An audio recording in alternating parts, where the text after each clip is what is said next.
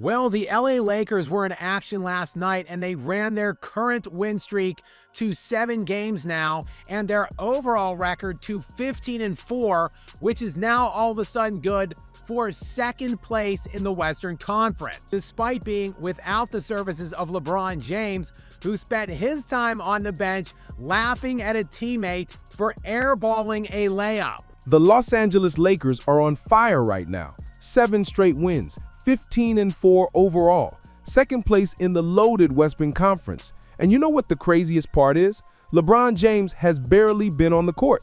Last night against the Pelicans, LeBron spent his evening on the bench, literally laughing at teammates missing layups. Meanwhile, his team kept rolling without him, again, for what feels like the 100th time this season. And that should tell you everything you need to know about what's really been happening in Los Angeles for the past half-decade. Because here's the uncomfortable truth nobody wants to talk about.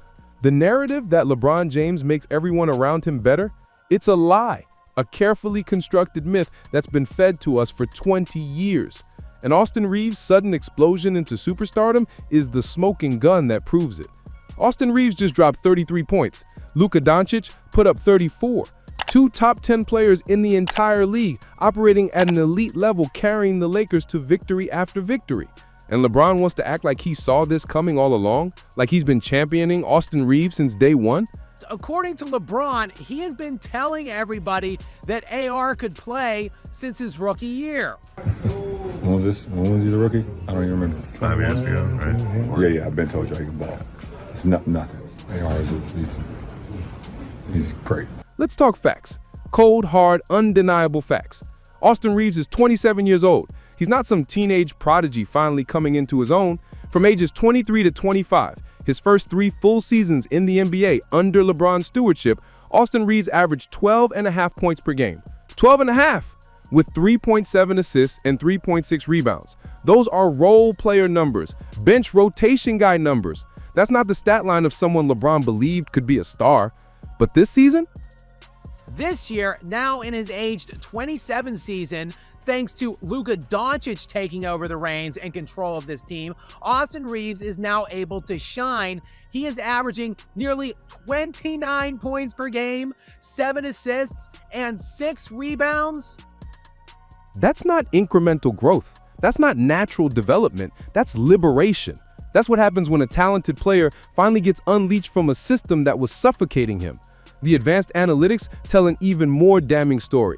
Austin Reaves is currently 12th league-wide in value over replacement, 11th in box plus minus, 7th in player efficiency rating, 7th. In his last full season playing under LeBron's shadow, when he was 25 years old, Austin Reaves ranked 93rd in player efficiency rating. 93rd to 7th. That's not evolution, that's revolution. And if the season ended today, Austin Reaves would be a second-team All-NBA selection, maybe even first team if he keeps this up.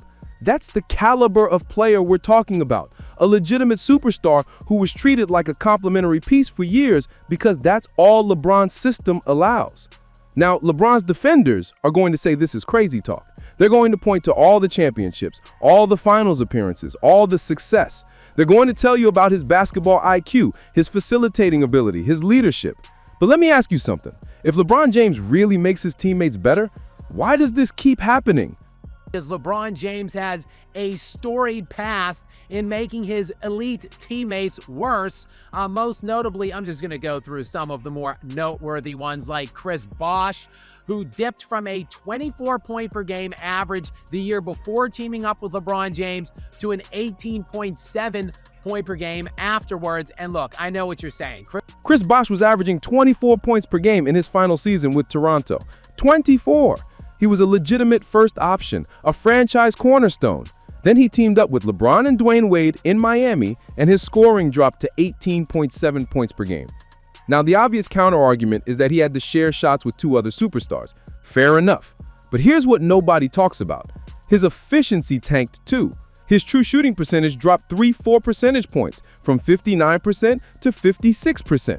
Think about that for a second. He's taking fewer shots, which theoretically should mean better shots, higher quality looks generated by LeBron's elite passing, but instead, Chris Bosh got worse at putting the ball in the basket. His player efficiency rating tells the whole story.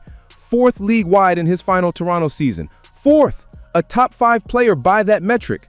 Then he joins LeBron in Miami and craters all the way down to 33rd. From 4th to 33rd, with LeBron James, the supposed greatest facilitator of all time, feeding him the basketball. But maybe that's just one example, right? Maybe Chris Bosh just couldn't handle the pressure of the big stage, the expectations of a super team. Except Kevin Love's story is almost identical. And Kevin Love's fall of grace is even more brutal. Another guy who I think it's just glaring and it jumps right off the page is Kevin Love, who was, again, an undeniable top 10 player league-wide, maybe even top 5 player league-wide in his final season with the Minnesota Timberwolves. And then, again, his game was totally destroyed moving on to Cleveland with LeBron James. Kevin Love was unquestionably a top 5 player in the entire NBA. Then he went to Cleveland to team up with LeBron. His scoring plummeted to 16.4 points per game. He didn't even make the All-Star team his first season there. Read that again. Kevin Love went from second-team All-NBA to not even an All-Star in the span of 1 year. The only variable that changed? LeBron James. And just like Chris Bosh, Kevin Love's efficiency nosedived. True shooting percentage dropped from 59 to 56. Same three-point drop, same pattern, fewer shots that should have been better shots, but somehow resulted in worse shooting percentages. His player efficiency rating collapsed from 3rd league-wide to 44th. 3rd to 44th in 1 season. That is when Kevin Love dipped from a 26.1 point per game average to a 16.4 point per game average year over year from his last season with the T-Wolves to his first season with the Cavaliers. This isn't coincidence. This isn't bad luck. This is a pattern, a clear, undeniable pattern that spans multiple teams, multiple eras, multiple Hall of Fame caliber players. LeBron James' system doesn't elevate elite talent. It suffocates it. It reduces all NBA players into role players. It turns franchise cornerstones into glorified spot-up shooters standing in the corner, waiting for LeBron to decide if they're worthy of touching the basketball. And the wildest part is, LeBron still gets credit for making everyone better. The media still pushes this narrative. Analysts still praise his leadership. But what exactly is he leading these players towards? Diminished roles? Worse statistics? Lower efficiency? That's not leadership. That's domination. That's one player requiring so much control over every offensive possession that nobody else can breathe. Think about what we're watching in Los Angeles right now. The Lakers are the 2nd seed in a stacked Western Conference. They've won 7 straight games. They're playing their best basketball in years. And LeBron James has been sidelined for most of it. That's not shade. That's not disrespect. That's observable reality. The team functions better when he's not on the court. The ball moves more freely. Players operate with more confidence. Luka Doncic can run the offense the way he knows how. Austin Reaves can finally showcase the talent that's been buried for 5 years. 5 years, by the way. Austin Reaves has been in this league for 5 years, playing alongside LeBron James, and he was a 12-point-per-game scorer. Now, with 1 season of freedom under Luka's leadership, he's knocking on the door of superstardom. That timeline should enrage you if you're an Austin Reaves fan. 5 years of his career, 5 years of his prime wasted being underutilized in a system designed for one player and one player only. Austin Reaves was just 93rd league-wide in PER, and now he is 7th under the stewardship of Luka Doncic as the bus driver, while LeBron James has been relegated now to the 3rd or probable 4th option on most nights, night in and night out. The numbers don't lie. The tape doesn't lie. Chris Bosh went from 4th to 33rd in player efficiency rating. Kevin Love plummeted from 3rd to 44th. Austin Reaves went from 93rd to 7th. Every single time, elite players or potentially elite players got worse under LeBron's system and better when they escaped it or when LeBron's role diminished. And before anyone says this is just LeBron hate, let's be crystal clear.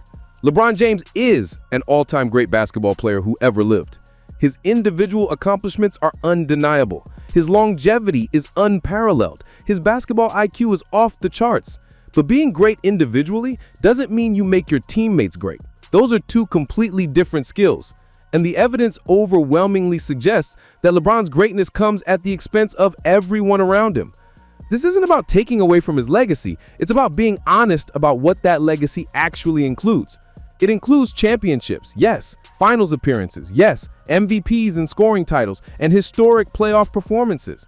But it also includes a trail of all-NBA caliber players whose careers were derailed or diminished because they had to sacrifice their games to accommodate his. The Lakers are proof of concept right now. They're thriving without LeBron dominating possessions. Luka Doncic is proving you can have two elite creators on the same team if one of them doesn't demand complete control. Austin Reaves is proving that sometimes the best way to help a talented player develop is to get out of their way. And LeBron is sitting on the bench, laughing at missed layups, telling everyone he knew Austin could play all along. LeBron's very game style was just destroying and tanking Austin Reaves' game and ability to showcase what he could do all along. But the receipts tell a different story. The numbers tell a different story. Chris Bosh's career arc tells a different story. Kevin Love's transformation from superstar to role player tells a different story. And Austin Reaves' explosion into an all-NBA caliber player the moment LeBron's influence decreased tells the most damning story of all. This is the uncomfortable truth about LeBron James. He's an all-time great player who's built his teams around his singular dominance. And that dominance has won championships, but it's also limited what his teammates could become. It's also prevented multiple Hall of Fame caliber players from reaching their full potential. And it's also created a false narrative that he elevates everyone around him when the data screams the opposite. The Lakers are 15-4. Austin Reaves is playing like a top 10 player in the world. The team is clicking on both ends of the floor, and LeBron James is watching from the bench. Maybe, just maybe, that's not a coincidence. Maybe that's the blueprint. Maybe the best way to maximize a LeBron James team is to minimize LeBron James's role.